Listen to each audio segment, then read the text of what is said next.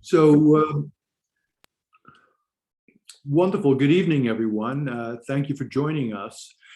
I am Glenn Kelly. I chair the Parks Committee of Community Board 6. I am joined at this time by my co-chair, Angelica Ramdari, who is acting as host for this meeting. Thank you, Angelica.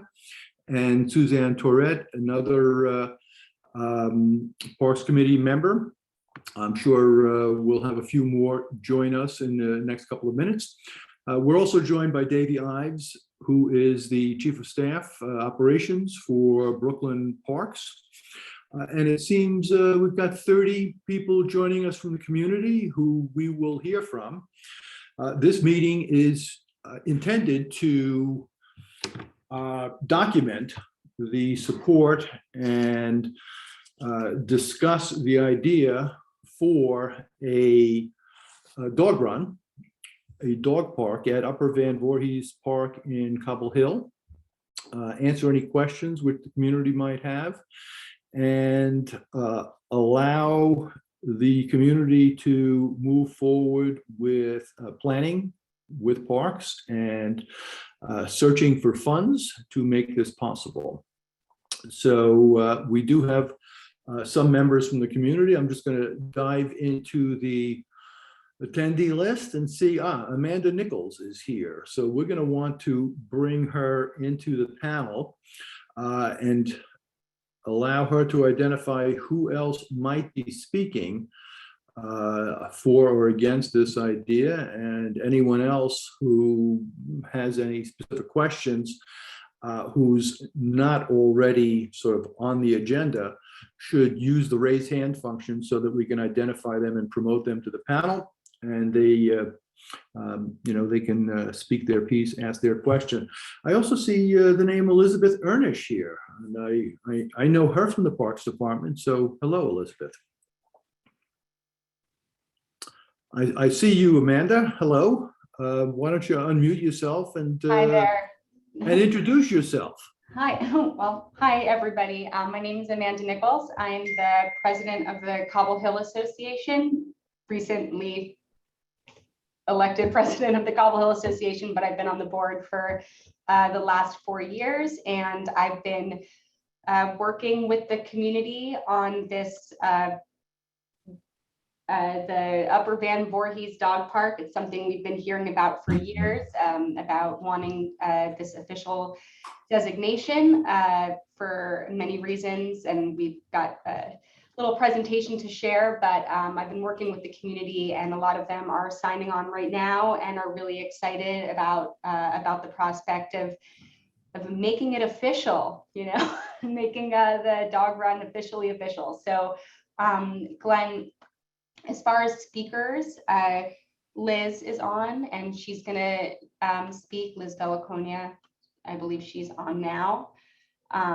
So if you want to give her the ability, and Daniela, I don't think is on the call yet, or she might be as the 347 number. Let me just check really quickly. Okay. What is Daniela's last name? Ben Art. She might be the She's here. I'll promote here her right now. Okay. Yeah. Yeah. So I know you yeah. Amanda, I know you have a presentation that you want to give. Hi, Marlene. Marlene has joined us. She's a member of our Parks Committee as well. I thought maybe it's a good idea to ask Davey to maybe explain the requirements that the Parks Department has in order to create a dog run. And if he doesn't want to do it, I'd be happy to take a stab at it. Well, thank you, Glenn, and thank you everybody for taking the time. My name is Davey Ives. I'm the Chief of Staff for operations for the Parks Department in Brooklyn. So all parks in Brooklyn is where I cover. And so, yeah, I think, thank you for convening this. for dog runs across the park, I think dog run can cover a lot of things. To be clear, there's off-leash hours, and then there are also dedicated what we call dog runs. So to build or construct one of those dog runs using Parks capital money, the Parks Department look for 4 things that happen. The first is an organized dog group that will help maintain and clean the dog run. So this could be helping to pick up after dogs, the occasional, for dog runs that are made with wood chips, helping to replenish it. Any type of maintenance to help with weeding and stuff like that, and to kind of be a conduit for the Parks Department to get messages out to that dog community, I would say. So the first one is an organized dog group. The second one would be overwhelming community support. So I think that would be a letter from something like Community Board 6 or the Cobble Hill Association or any local groups that, we want to make sure that if we're going to go through the process to build a dog run, that it's not just, a handful of neighbors that own dogs that want to use a park when there's, competing interests and it would be unpopular. So we need overwhelming community support. So that comes in the form of different letters, and, there's no set formula for what it is exactly. All of this depends on the site. But yeah, that's the second thing. So overwhelming community support. The third thing is a site approved by the Parks Department. So what that means is that it's a site that the Parks Department feels could be successful as a dog run. Many times, if there's a site that's under a huge canopy of trees, that might be a really nice place to sit and kind of let your dog off leash and run around. Oftentimes for us at the Parks Department, one of our primary jobs is to protect trees. So actually those sites tend to be very difficult to maintain in the long run as dog parks because of the impact on those trees and the root structure. So we'd be looking for a site that Parks approves, open to suggestions. And I think in our discussions about Upper Van Voorhees, we think that is possible. So, and then I think I'm hearing a little music in the background, which is fun, but thank you for muting. And then the fourth thing, I'll try to keep it brief, and I know that this can be confusing. So I'm happy to reiterate that at any time. But the fourth thing is capital funding. So we would need capital funding from our elected officials or the mayor to actually, build and construct a dog run that would be up to New York City Park standards. So that could include, taking away any of the soil that's currently there, protecting the trees, and then, installation of any sub bases, gravel, normally, dog runs, the main design feature of the dog runs is the drainage. So most of it's underground. So it might just look like a fence, but that the stuff that's underground is really the most critical for dog runs to succeed. So we would need capital funding for that, to build a dog run up to New York City Park standards. So those are the 4 things. I'll go through just an organized dog group, overwhelming community support, a Parks approved site, and then capital funding to actually build it. So those are the 4 that we need. Thank you. Wonderful. In my conversations with Amanda Nichols, I have understood that there was a petition, a survey done. There seems to be substantial support, and the intent of this meeting is to document that support. So we're going to allow the Cobble Hill Association to present their evidence, if you will. And before they do, I just want to acknowledge that we're joined by Hildegard Link, another co-chair of this Parks and Environmental Protection Committee. Welcome. And also by Mia Perez from Councilmember Shahana Hanif's office. Welcome to you. Thank you for being here.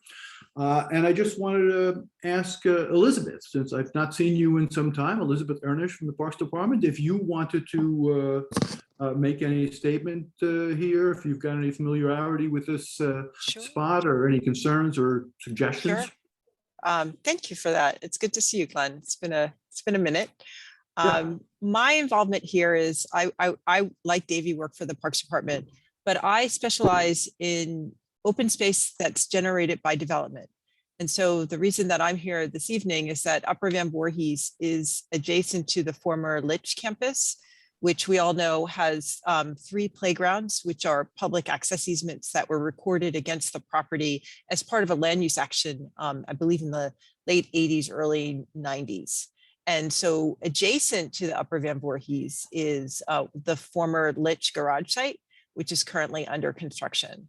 And so I think this would be the dog run. I am a dog owner and I live in the district. So just on a personal level, I'd be happy to see another asset for us, for our fur babies.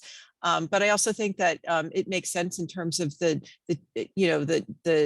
population shifting in the area, and also that we do have this developer adjacent to this property.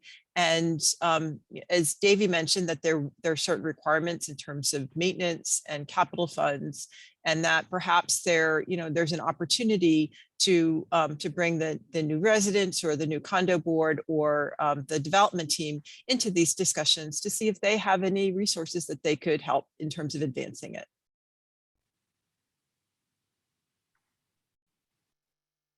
Very good. Thank you, Elizabeth. So I'll just repeat what I said earlier. If the attendees to this meeting want to add to what is going to be presented by Nicole, Liz, and perhaps others, just please raise your hand or put something in the chat so that we know that you want to make a statement or ask a question, okay? So without further ado, I'll turn it over to Amanda to present what the Cobble Hill Association has been doing towards this end.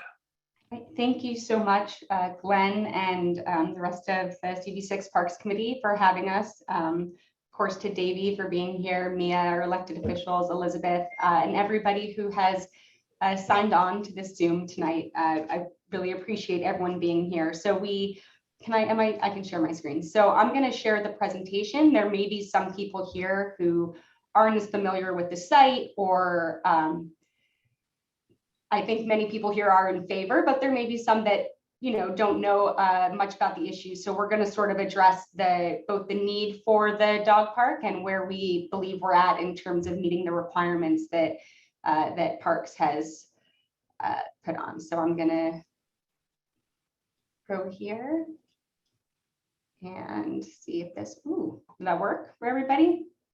Okay. Yes. All right. So I'm not very technologically savvy, but we'll see how this goes. So this is just to start to show the location, to sort of orient everybody to where Upper Van Voorhees Dog Park is. It's on Hicks Street between Amity and Pacific Street. And it Amanda, the image disappeared.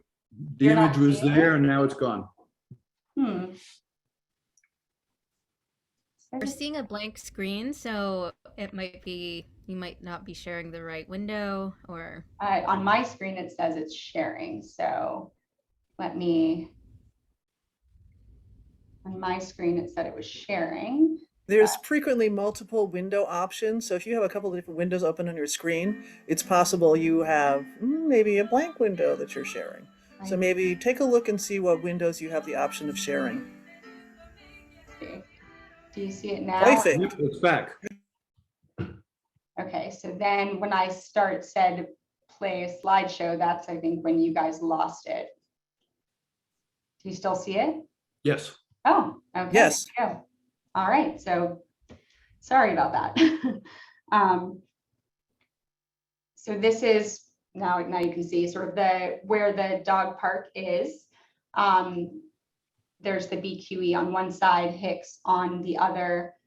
This is what the dog park currently looks like now. Just for purposes of history, there used to be a larger park here. It was, as Elizabeth said, Upper Van Voorhees became sort of what it is today when the garage was built on the other side.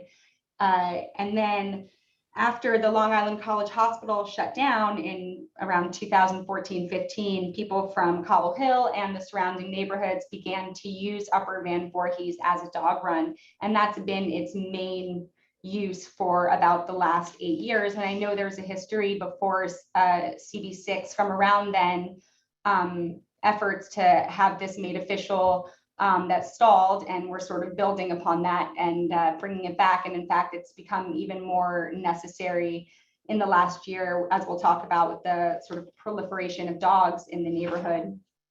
But this is what the Upper Van Voorhees looks like now, just to sort of situate with Hicks and the beach. Amanda, I'm still seeing the bird's eye view showing the location of the park, but not the images of what it looks like now. Okay. Perhaps you need to advance. I did. Amanda, it looks like from my screen, it looks like you're frozen on the point where you pressed from the beginning to start the slideshow.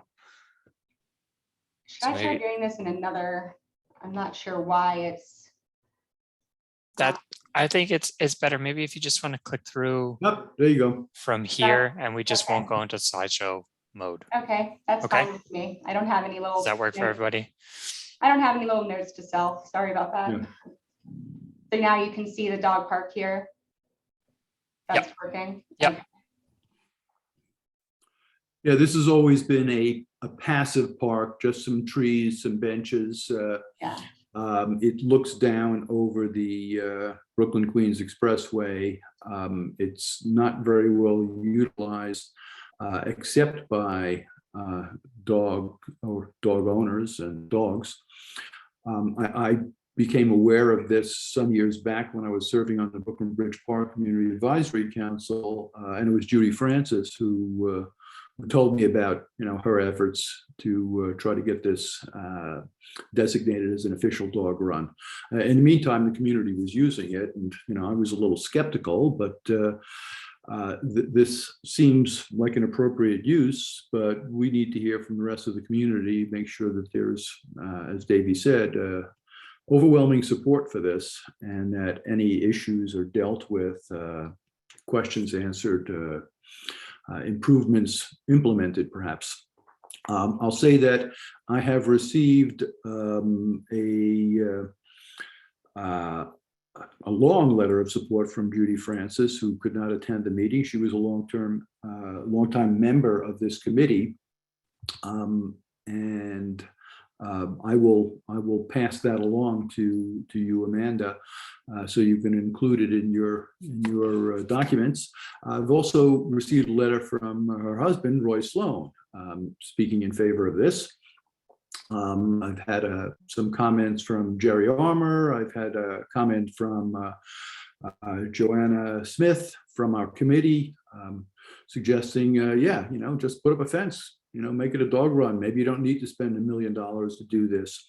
So, having said that, I'll pass all this information along to you when we're done. You please go on, show what you've done as far as the survey, petition, and whatever. Okay. So, right. So this was also just sort of some of the other dog parks. So I guess what we wanted to present today was sort of, it's being used as a dog run. But why do we need the official designation, given that its current use is as a dog run? And there are sort of two big reasons for that. And the first is ensuring that it remains a dog run in the future. And the second is, as you've discussed, the need for improvements. So, the designation provides some security for the continued use as a dog run. While it certainly could exist the way it does now, there's always a risk in the future that if it's not designated as an official dog run, it may be turned into something else. And so it's very important to the community that it receive that designation so that we have it as a dog run for the long term. And just sort of by reason of like by explanation, this location, as you can see, really is ideal for a dog park. It's not really an ideal sitting park with the fumes and the pollution from the BQE, but also there's really this need for the dog run. It serves a very important purpose. There are no official dog runs in Cobble Hill, and this dog run is used by not just people in Cobble Hill, but also in Brooklyn Heights, in Carroll Gardens, and in Boren Hill. If you look over here, there's the Willowtown Dog Park, which is quite small. DiMattina is very far away, and a lot of Brooklyn Bridge Park is really off limits to dogs. So it serves a very important function in our community. On the other hand, there really isn't a great need for more sitting parks and playgrounds in this area. We have quite a few of them, as you can see from this park. And so, it's very important to the community to continue having it be a dog park. And if it was no longer used as a dog run, the question becomes, where would those dogs go? Well, they would go to our existing sitting parks. And that's why we have Liz here just to speak briefly. When they go to our existing sitting parks, not only can they not run freely, but it also negatively impacts those parks and the trees and the grass. Or the dogs are going on the sidewalks and it's creating tension with the non-dog owner community. And this is a real concern because there has been a real proliferation of dogs in this neighborhood. I think 1,877 newly licensed dogs in 2020 to 2021 in the 11201, 11231 area code. So, and with the new buildings that are being built, there's going to be even more. So I just want to turn it over to Liz for a second to speak about how the loss of this dog run, if we didn't have it designated in the future, would negatively impact our existing sitting parks, which I think is important because there are people on this call who, might wonder why not make this a sitting park. And I think this is a really important piece of information. So I'm going to turn it over to Liz.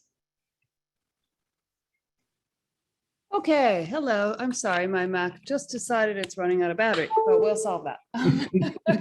Murphy's Law. So my name is Liz Bellaconia. I'm the leader of the volunteer maintenance crew. I don't know what else to call us. That we help to take care of Cobble Hill Park. Obviously, we're not the Parks Department. We don't pick up the garbage. We don't do the big jobs. We do the little jobs, but we're there often. And I'm very eager to see another dog park, another place for dogs to be appropriately themselves, because in Cobble Hill Park, we have an awful lot of dogs, and some of them are on leash like they're supposed to be, and some of them are not. And I would love to be able to point out to the dog owners that there's a very close by off leash space that's appropriate for their dogs. And I'm hoping that our quite active group of dog owners will help to point out to other dog owners that, hey, this is where the dog should go. In terms of damage to the Cobble Hill Park, it is fairly substantial, especially on the grassy areas and the central berm, where people take liberties after hours to just let their dogs run around off leash. And I hope that if there's an off leash site just a couple blocks away, that people will be willing to use the sanctioned spot instead of the spot that just ruins the sitting area for the little kids and other people. I'm happy to take questions. Did I miss something? No, it all adds up. Yeah. Amanda, is there anyone else? Elena, Yeah. You've got somebody who represents the new group, which will take responsibility, and it's the all important piece of the puzzle. Yep, and we're going to get to that, because I think the next thing that I was just going to point out is that even though it's used as a dog run, like Liz said, there are some people in the community who don't use it even though it's there. And part of that is because the current conditions really are inadequate at the dog park. And really, we need that designation to get the funding and get the work and to have the group really be able, so to do the big changes and then also to do the maintenance that requires it being an official dog run. So, you know, even though it exists and it's very heavily utilized, there are a lot of people who don't use it because it really wasn't created to be a dog run. It's just being used that way, which is why it's particularly important. So, you know, Daniela was going to talk about some of those current conditions. If you want, I can move on to the community support piece and to the group, because I think that's really where you want us to focus in on, Glenn. And I know that there are people with limited time. So, you know, we received that we know what these requirements are from parks, and for the site approval, you know, we did get Commissioner Marr said that tentatively this could be an appropriate park for a dog run. In terms of community support, the CHA did do a survey in December of 2021, and these are the results of the survey. And they were given the option really of choosing, it was a use survey, and the survey said, you know, ask what the preferred use. Was it a hybrid sitting / dog park, or was it a sitting park? And those were the options that they were given. And you can see from the 132 individual responses, 123 people either voted for hybrid sitting park or just wrote in dog park only, whereas only 9 voted for sitting park only. And the respondents were not just from Cobble Hill, they were also from Carroll Gardens, Brooklyn Heights, Borum Hill, because there are individuals from outside of Cobble Hill who use this dog run. So there was a lot of community support. Our council member, Shahana Hanif, Mia's on the line now from her office, also supports making Upper Van Voorhees a dog run, as does the Brooklyn Heights Association. The CHA, we did reach out to the other stakeholders in the area, and we didn't receive any objections, but also NYU Langone Health sent CB6 a statement saying that they strongly support the Upper Van Voorhees Dog Park and that they think it will be greatly appreciated by the community to have the dog park recognized. So we believe that we do have the support of the residents, of the relevant stakeholders, and other community organizations and elected officials to make this happen.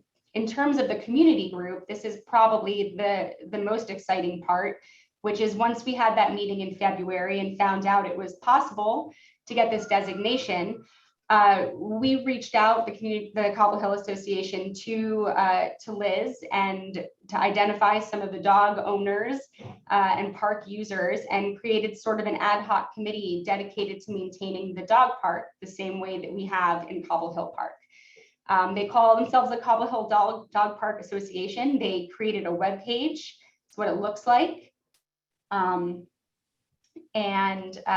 they have a mailing list that reaches already over 140 people. They've held 2 volunteer maintenance events. Each of them were attended by 25 to 35 people. And the CHA is committed to assist with the funding and the fundraising for this group to ensure that the volunteers have the resources to maintain the dog run. So, you know, we can look to Cobble Hill Park and the success that that's been.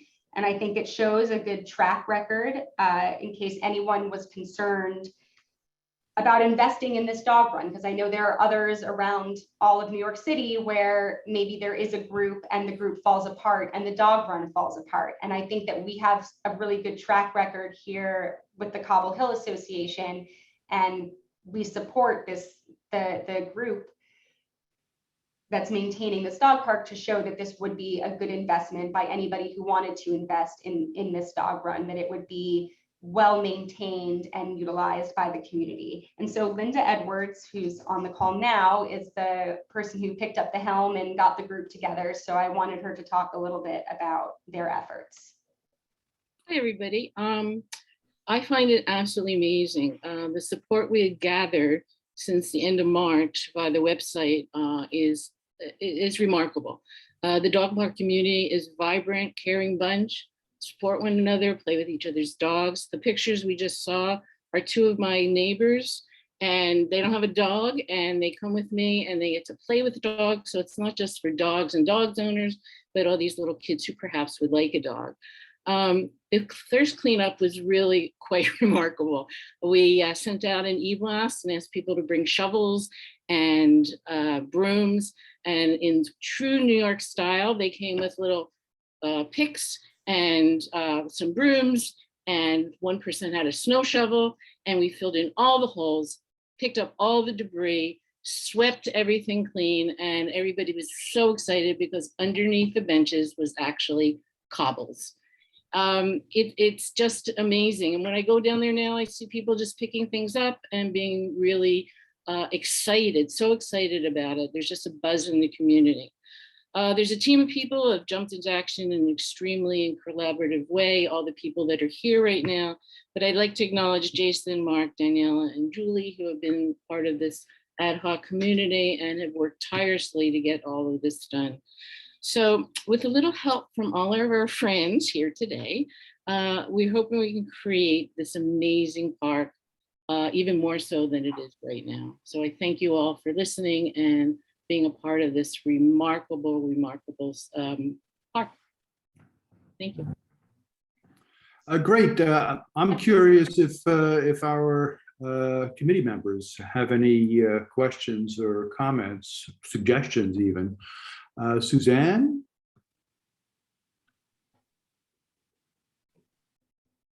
Ever since we saw it on our tour, when we did a tour of all the parks, it seemed to me like a great place for a dog park. So I would be totally in support of it.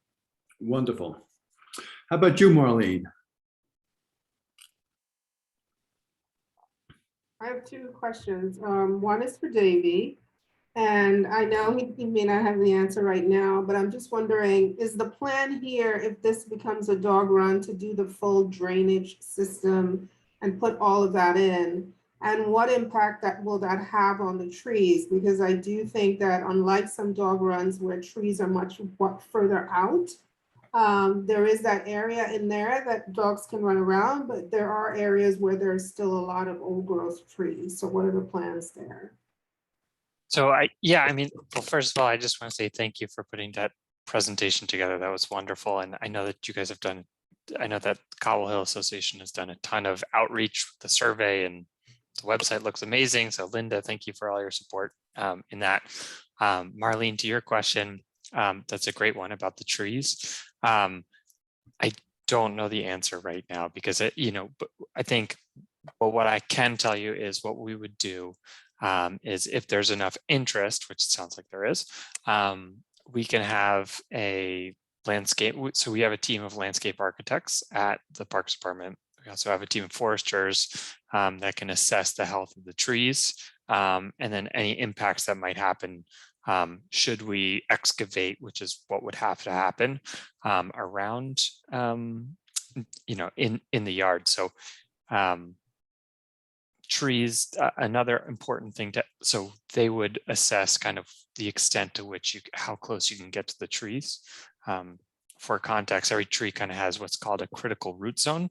So if you think about what's happening above in the tree canopy, a similar thing is happening below the ground with the root structure. So what you want to do is you really can't build that invasive, or you can't really excavate that close to the base of the tree without kind of jeopardizing the long-term health of it. So this is a long-winded way to say, Marlene, that we would have to have a landscape architect or our professionals look at it and see kind of the extent. I think one interesting question was, you have the full the full kind of triangle of that area next to the highway, and the question would be, what type of surface you'd want it. The latest that we're working with right now, the dog runs that we've done are synthetic turf, like doggy turf. It's it's a big upfront cost to install it, but once it's installed, we've seen kind of it successfully, it's pretty low maintenance. You know, so we've also done dog runs like in Manhattan Beach where they're hybrid. So it's doggy turf in one area and then natural turf or kind of lawn area or I think it's stone screenings or wood chips or, you know, some other material that's more natural to accommodate that. Does that, I hope that answers. Yeah. I think you did. There's enough space in that park outside of the critical root zone to create a sizable enough dog park to be viable. You don't want like a small little space. This is going to be bigger, I think, than maybe the one in Washington Park, which is kind of a sliver. And probably the same size, if not bigger than the one over in Brooklyn Bridge Park. I was heartened by the fact that in Judy Francis's support statement that she informed me that Brooklyn Bridge Park is finally putting in the canine turf, that artificial turf, which they were resistant to for some years. So I'm glad that's going well, because it seems to be the type of surface that there are very few complaints about it. You know, the one at DiMattina is very dirty and dusty. The pebbles at Brooklyn Bridge Park and elsewhere get stuck in the dog's feet. You know, there's no perfect surface, but the canine turf seems to be a move in a direction that favors the dog, which is a good thing. Marlene, did you? Sorry, Glenn. Go ahead. Marlene, did you have a second question? And then Linda, I know you had your hand raised and maybe want to chime in, but My Marlene. second question actually is not so much about the park, but it's sort of a general question, I guess, for Amanda and Liz, is that I run down there in the mornings. And I know because of all the new traffic patterns, the traffic on Hicks Street is really, really bad, right? Just like it is in all of the neighborhood. And one of the things on that side of the street is that it's a very short sidewalk. So is there some concern or thought about how do you address folks moving from the eastern side of the sidewalk there, of the street, sorry, to the other side? It was something actually I even intended to reach out to the council member now because of the construction that's taking place. If you come off of Atlantic Avenue and you're walking south on Hicks, you're forced to cross over to the dog run side and then stand and wait and hope that traffic will actually come to a stop somehow so you can cross back over because you can't go any further. So is there any concerns about that? And have there been any discussions with elected officials for the area about how do you make that space safe? Because it is really concerning. Yeah. Is it okay if I answer this one, Glenn? Is that okay? Of course. Yeah, so, and I know Elizabeth, who's on the line, and Amy as well, would have some things to say. So there is sort of a dual problem here. One of them is a temporary construction related problem.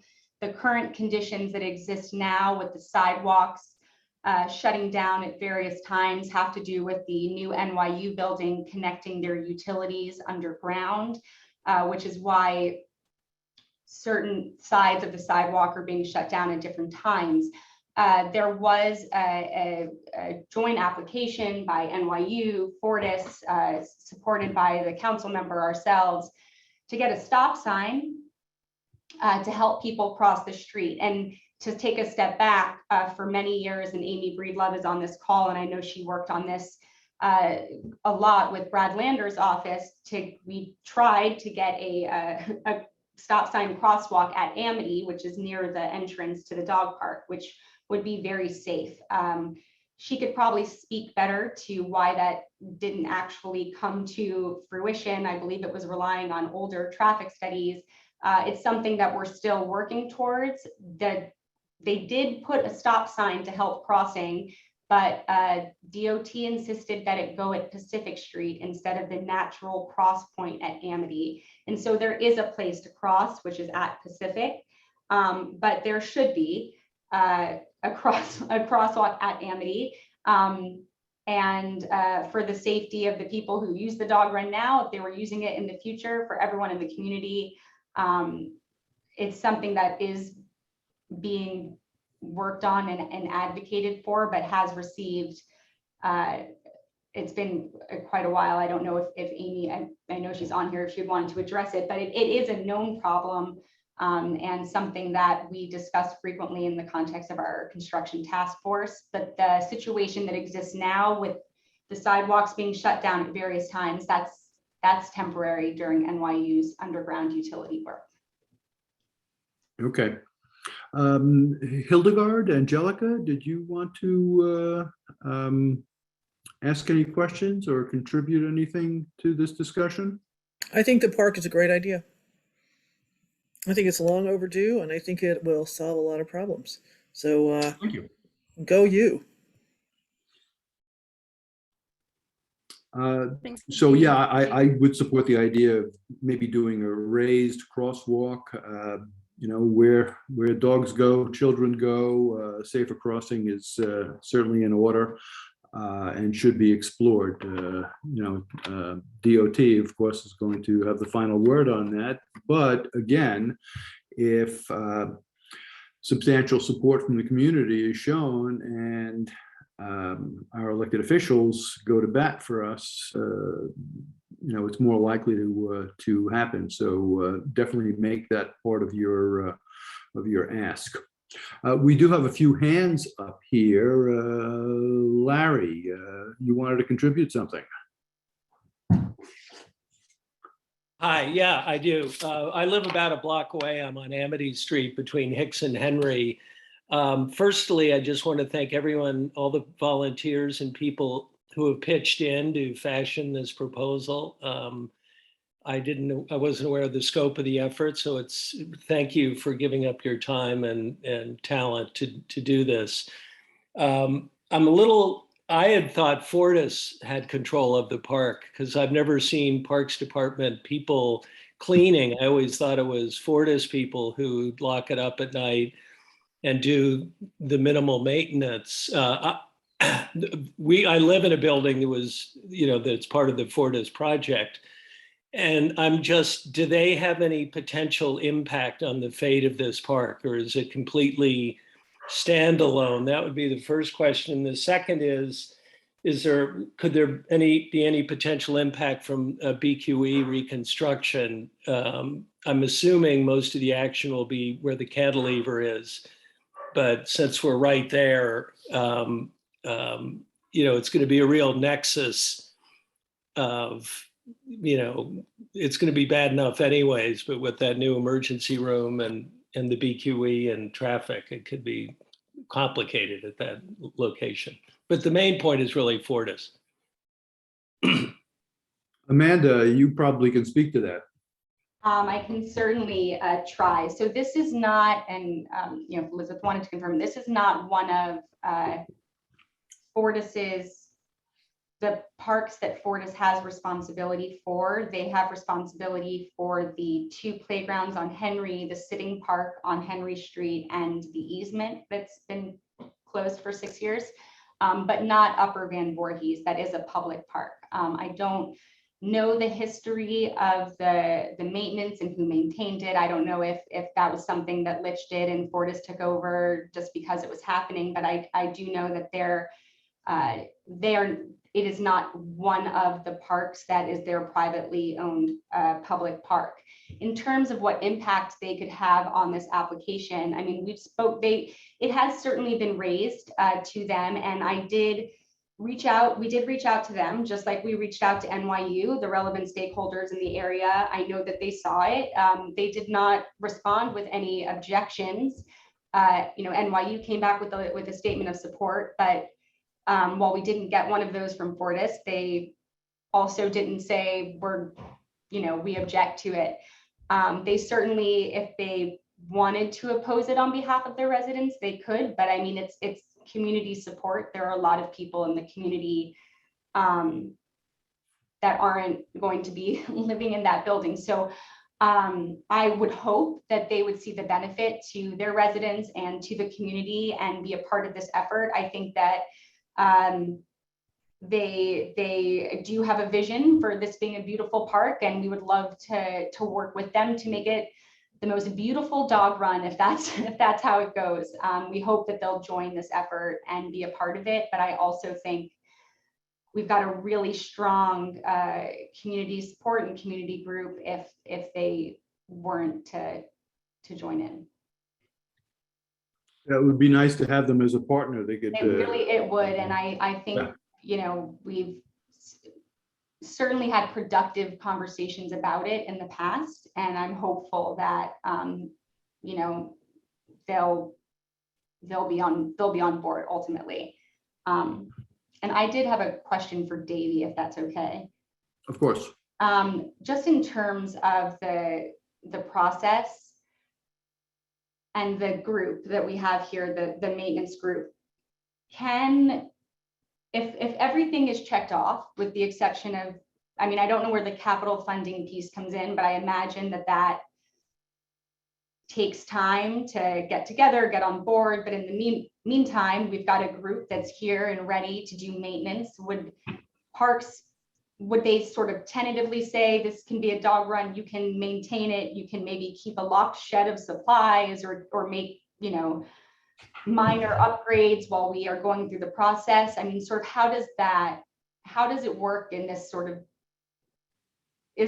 can there be a designation before capital funding is raised, and sort of what can we do in the meantime with this? We've got a really energized group ready to hit the ground running. So Yeah, no, that's a great question. Like what, you know, I'm glad you remembered to say that.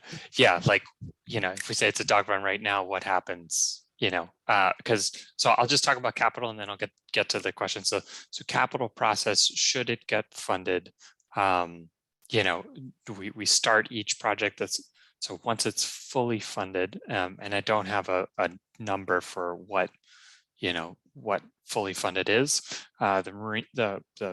the dog run in Manhattan Beach that I mentioned came in, I think, about $900,000. So this site's a little bit bigger, so probably, and it's a couple of years later, so costs have increased. So I would assume it'll be somewhere in the $1+ million range. But I don't want to say anything without looking at it and fully assessing everything at the moment. So if we were to get capital funding, it would go into the, you know, every July 1st is when the fiscal year starts. So as of July 1st, then sometime in that fiscal year, we would start the design. We'd have a community input process, and that would start kind of the 3-year timeline till construction. So that's 1 year of design, roughly 1 year of procurement, depending on the timing of the season. And then a project like this would probably take about 1 year in construction. That's kind of a standard process for all of our parks capital work. So that would be, so I guess a good question is, you know, what do we do in these 3-year plus period that we're kind of be entering in until it's a dog run? I think the best thing to do is, you know, it's amazing and it's wonderful that you guys are organized. I think the more enthusiasm you can keep up, the better. We and our team at Partnerships for Parks have resources and have grants available to fundraise for things, you know, like tools or even kind of softer costs, like how to help organize and put groups together. They have a whole host of resources available. So that's definitely something to consider. I would just say that just if you want to keep doing maintenance work, I think maybe Amanda and maybe some of the leadership from the dog group, maybe it's good to set up a meeting with either our regional manager or a park manager, just to kind of set the expectations about, you know, how things are going right now, what can be improved, you know, what the things to focus on maintenance, and then what things to maybe avoid, you know, like something that might impact the trees might be something to avoid, but you know, adding more gravel or more, fill in certain places might help keep like potholes down or, ruts that dogs end up digging down, if that makes sense. Davey, if I think Amanda's also looking for some, I don't know, recognition from the Parks Department, from the community, that this is, while not official yet, not a designed, constructed dog park, that it is a recognized dog park, so that Parks Enforcement does not hand out tickets for having a dog off the leash. That maybe a sign could be put up, sort of acknowledging that, so that people are comfortable taking the dog there and not at risk. That's a great question, Glenn, and I thank you for bringing it up. I am not super familiar with. We don't have many sites that are in this kind of situation where it's kind of de facto happening as a dog run, and there's kind of no objections to it functioning as a dog run. So I think maybe what I can do is I can talk to our Parks Enforcement folks, or maybe even we could invite the Parks Enforcement folks to that on-site meeting with Parks Management, and just kind of have a frank discussion about like what's happening and how do we realistically treat it. Okay, you mentioned the funding. This is probably a good time to say hello again to Mia. Mia is in a position to bring funding from the council member's office. So you had your hand up. You want to contribute something here? Sure thing. Thanks for the informative presentation, Amanda. Really great to see the energy behind this, the volunteers that have already really gotten this going. The council member is definitely in support of this. And originally my hand was raised around Fortis. I mean, we can definitely support in bringing them into the conversation a bit more and raising this issue and getting a formal response from them. So just wanted to flag that, we're happy to support in that. And then on the capital side, I would have to touch base with our budget officer and the council member, but I do know that, in terms of support for this moving forward, we're definitely there. If there's a letter, that would be helpful for us to send. But again, given I'm just learning about this, would have to go back and touch base with them. Okay, thank you. Linda, you've had your hand up for a while. Did you want to say something else? You're on mute. So the dog didn't bark. I just wanted to respond to Marlene. Underneath is a complete water system, I believe. There's sprinklers there and all of that. And the other point is the trees are kind of on the side. And I was talking to Amanda about it, is that we could actually even re-fence it so the trees don't there's all kinds of different architectural things we can do to even protect the trees more. But there is a whole water system under there. I just need somebody to turn it on, sir. I wish there was just a magic on switch, but I think there is. We can. It's behind. Yeah. Oh, sorry, it's under my desk. No, I think unfortunately that so the Parks Department has been around for a very long time, and so we've gone through different phases where we try out different technologies like sprinkler systems. If you're from the suburbs, it works quite well. Unfortunately, there's so much stuff that happens in parks, and we design our parks to last about 30 years is kind of the sweet spot of where we've seen parks kind of hold up. Sprinkler systems kind of came in. They just haven't worked in Brooklyn. And, but the water is there, correct?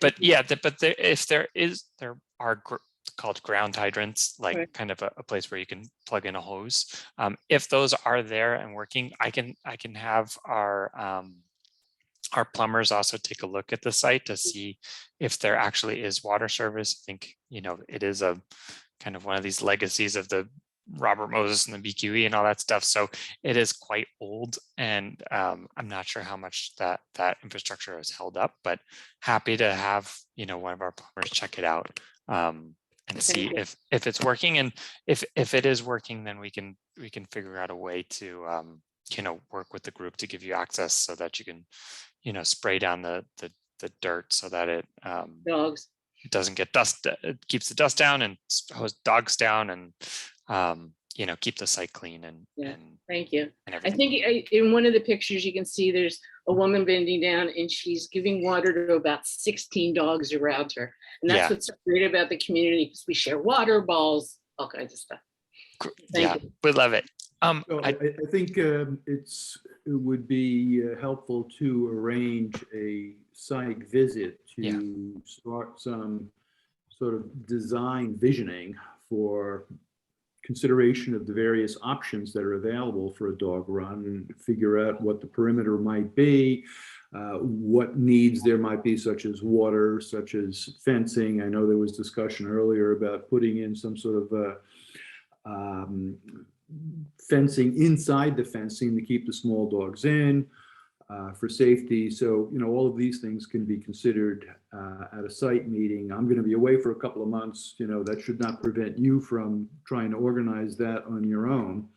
Glenn, if I could jump in, I mean, I'm happy to follow up with Amanda and Liz and Linda and anyone else, you know, from Cobble Hill, from CB6, and convene that meeting.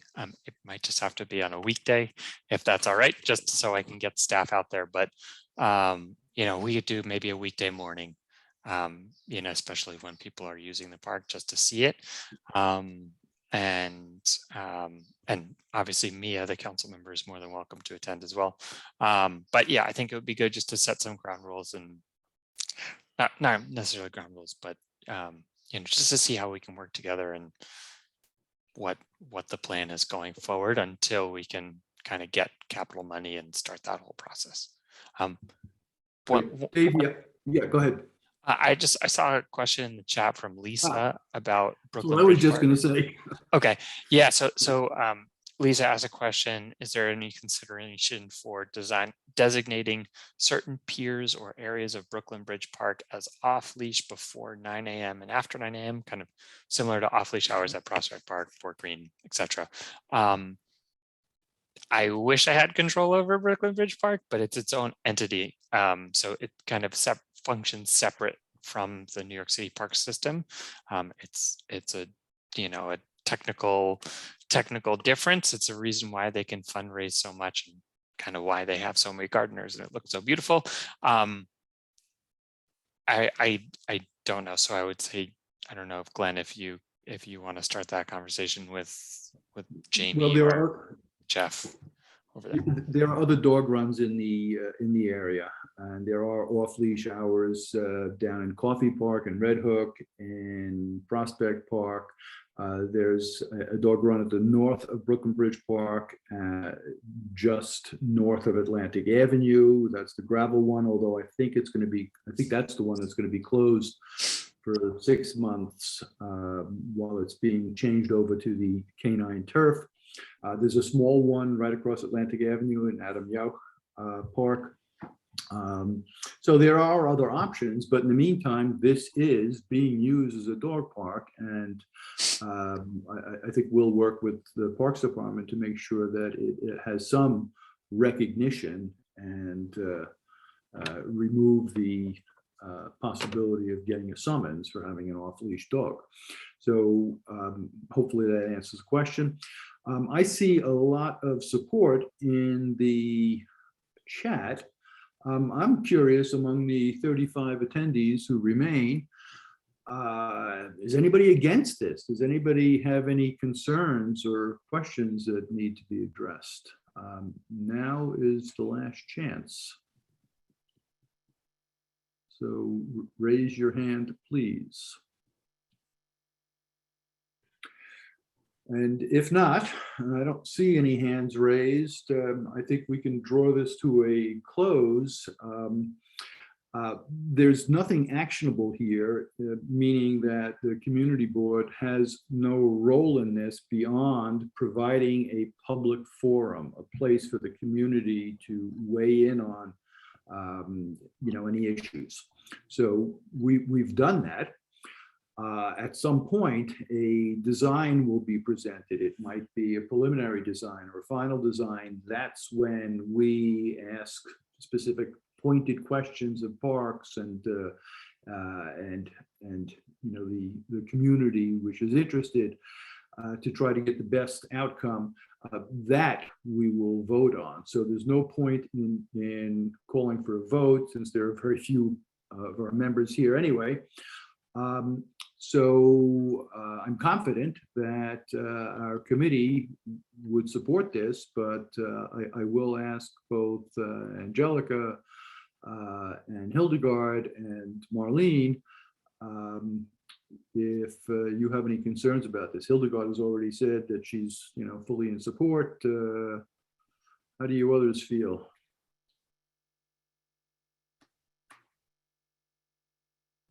Concerns from me. Okay. Marlene, you're on board? Yep. Yeah. I'll make a statement that the Parks Committee of Community Board 6, having heard from the community and seen the presentation and the survey results conducted by the Cobble Hill Association and shown support from 44 attendees who showed up to, watch the proceedings tonight, that there is substantial support in the community for this, and therefore we are in support of this, and wish you the best going forward. Woof. Thank Yeah. you. Thank you. So unless there's anything else, I'm just going to thank you, Davey, and Elizabeth, if she's still here, for being here. Davey, I don't know what I would have done. You had all the answers. Even if you didn't have the answer, you had a response. So thanks for that. And Angelica, thank you again for being host to our Zoom meeting. And Amanda, great job. Liz, Linda, best of luck. Mia, thank you for showing up. Send our regards to the council member. And unless anyone else has anything else, I think we should say good night. Just want to add one thing. We had 60 people. We had 60 participants at the last Okay. count. Yes. All right. Well, thank you for that. That's a higher number than I counted, but they're dropping fast, as they Yes, should. they are. Thank Well, I'm you. going to be dropping off soon because I'm in France. It's 1:30 in the morning here, and I've got a big project starting tomorrow. So I will say good night Have some wine for us. tomorrow. Good night, Good night. everyone. Thank you for hosting. Thank you, everybody. We will be in Thank you so touch. much. Thank you so much. Bye. Thanks, everybody.